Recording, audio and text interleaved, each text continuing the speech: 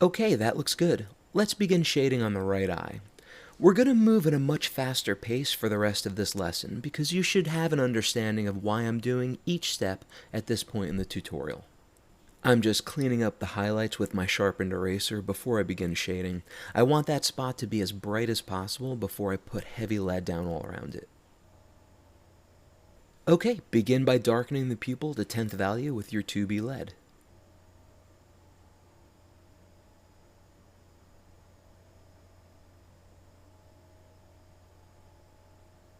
Then start building up the shadows around it.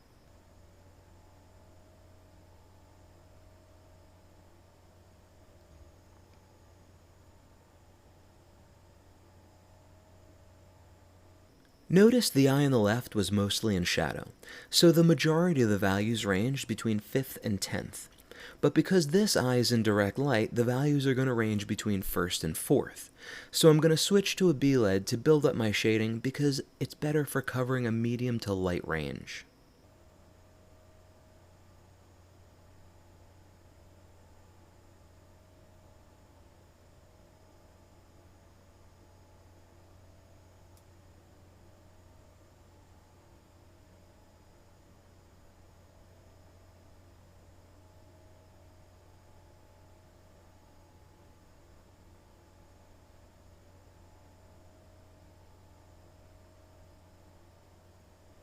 Just in case you can't tell, I'm holding my pencil as far back as possible to give me maximum control over the weight of my hatching line. I'm going to switch back to my 2B lead to build up the hairs on the left-hand side of the eyebrow. The right-hand side is mostly highlighted. That, the pupil, and the eyelashes are really the only dark spots on this side.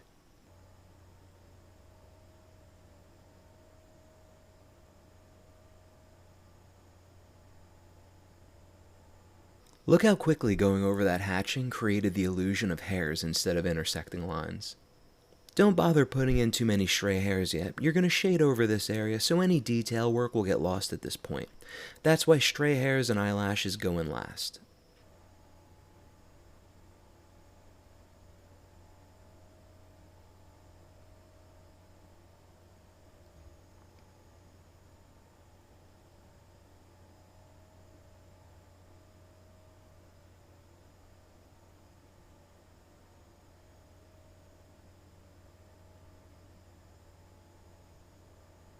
That's plenty of midtone information for now.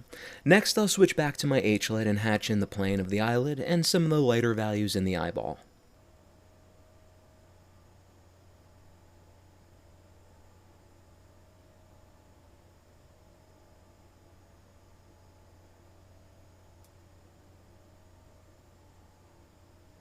There's a small highlight on the left-hand side of the eyeball. Do your best to shade around that.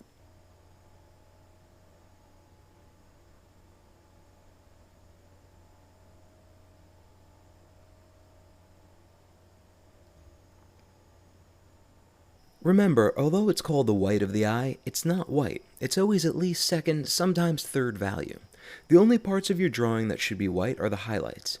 Look closely at any light area on your photo reference. If you can see even a faint pattern of ink, that means it's not first value.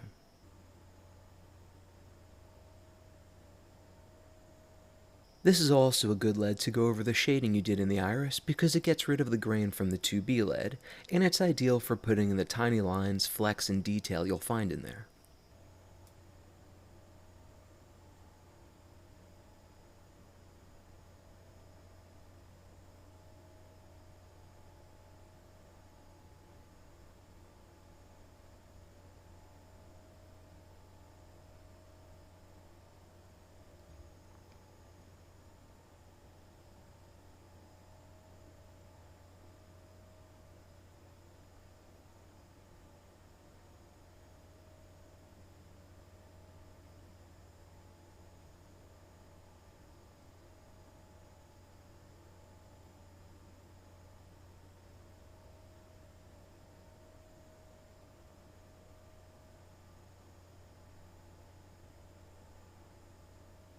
I'm going to go over all of my shading on the lower eyelid with the H-lead as well.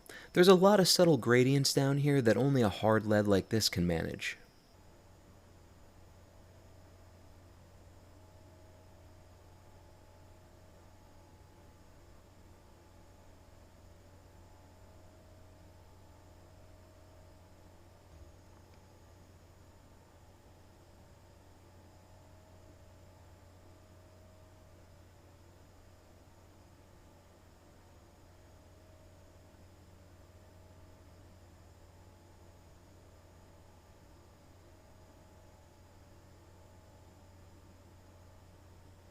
Give the bridge of the nose a value with your H-lead as well. It's all second value except this spot, which should remain white. It doesn't have to be smooth, just loose hatching will do.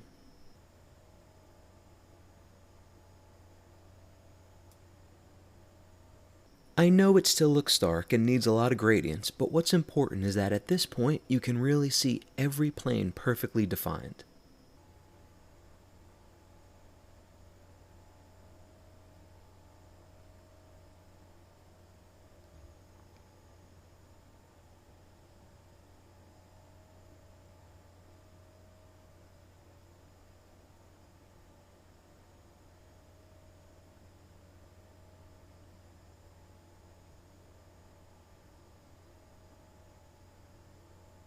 Just keep hatching over your lines, it'll smooth out. By now you should know that your drawing is going to look patchy at this point in the process, but as long as you stick to the plan, in the end it will look good. These exercises are designed to help you build confidence in the process and in yourself. When you feel like you know what you're doing, it'll start to show in your drawings.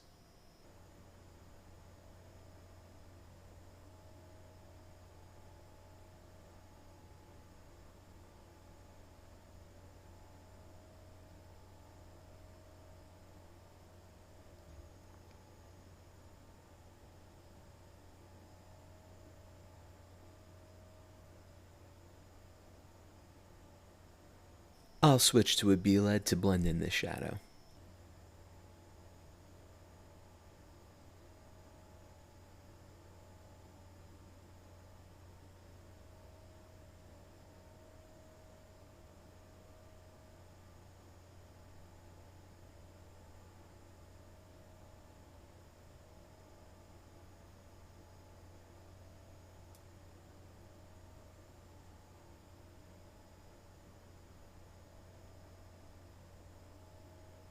I've switched to a 2B pencil to work on the eyelashes next. I'm not using the 3B lead for this side because the eyelashes come to such a fine point and I don't trust the 3B lead to stay sharp long enough to taper everyone perfectly.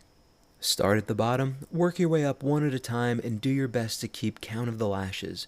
Remember, they're all the same length, so all their tips should run parallel to the line of the top of the eyelid. Treat each one individually. She's wearing mascara, so each eyelash is a different thickness. The most common mistake I see beginners make on eyes is drawing in a random number of eyelashes at random lengths. It looks unnatural, and it always makes the drawing look unrealistic. When I get to about the halfway mark, I like to go over to the other side and work my way in from there.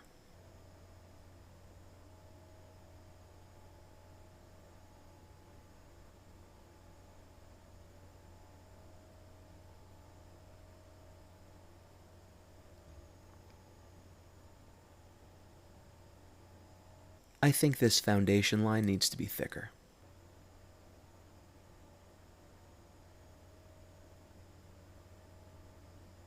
I'm going to shade in a short gradient coming up from the line where the eyelid folds under the skin. This feature is rounded, and without that gradient, this all looks like one flat plane.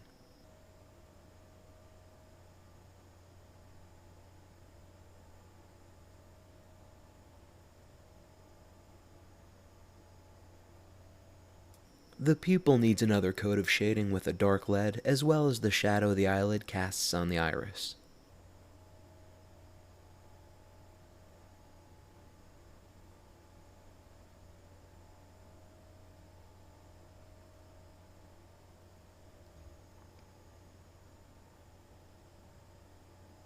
Next, I'll work some more texture into the eyebrow.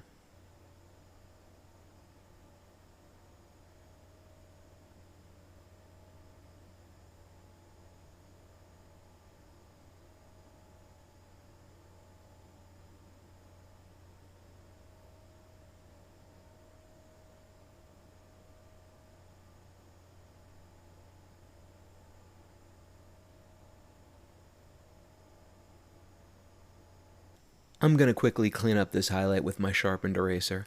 I'm not doing this in any particular order, I just noticed it needed it.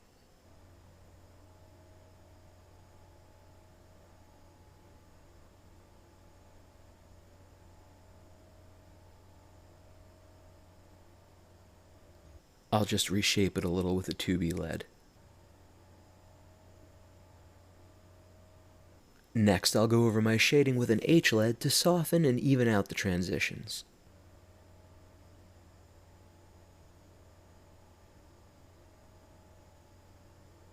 And as I mentioned, the H-LED is also great for putting in those tiny eyelashes on the bottom eyelid. Remember to occasionally step a few feet away from your drawing and look at it from a distance to get some perspective and see if all your shading is working in unison. I can see the problem on my drawing is that this area above the eye is still too light. It's making the rest of the values seem relatively too dark. So I'll give it another coat of hatching and bring it up a value, and that should help.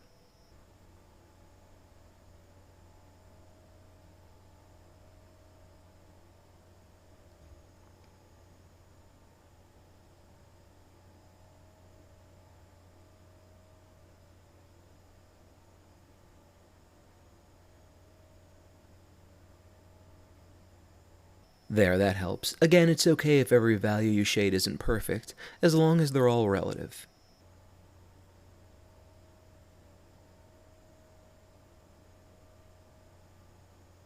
This line between the eyelid and eyebrow is standing out. I should have erased it before I shaded the area in, but that's an easy fix. I'm going to twist my rubber eraser into a point and dab the area a little. You're probably wondering why I'm not using the sharpened eraser for this. Because with a sharpened eraser, you use a rubbing motion to get rid of pencil, which on shading can create a halo of smudging around the area. With a rubber eraser, you dab gently, which is better for shading, because it makes the erased area blend outward. The sharpened eraser is better for areas you want to be pure white, like a highlight. I just want the vignette to blend out more smoothly, so I'll keep hatching over it with the H-LED to build the gradient.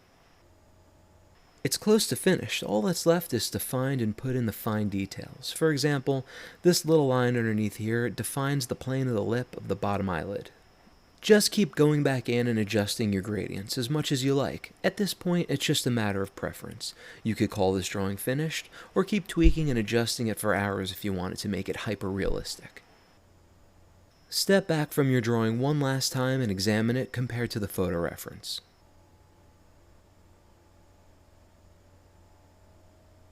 Can you see this subtle little shadow I'm working on? Here's what's bothering me, the shape of the iris. It needs to come out on top and in on the bottom. Do you see it? That already looks better. It was misshapen. Now it needs to come in on the bottom. I'm just going to use a rubber eraser to reduce the edge of the iris.